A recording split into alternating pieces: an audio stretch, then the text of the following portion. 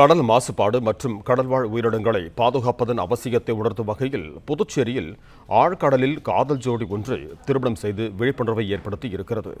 இதுகுறித்து கூடுதல் விவரங்களோடு இணைகிறார் எமது செய்தியாளர் சண்முக சுந்தரம். வணக்கம் சண்முக சுந்தரம், உங்களிடம் இருக்கும் தகவல்களை பகிர்ந்து கொள்ளுங்க. வணக்கம். சென்னை மற்றும் புதுச்சேரியில் டெம்பிள் அட்வென்ச்சர் என்ற ஆழ்கடல் பயிற்சி நிறுவனம் நடத்தி வருவோர் அரவிந்த் தருண்ஸ்ரீ. இவரது மாணவி தீபிகா, இவரும் ஆழ்கடல் பயிற்சியராக உள்ளார்.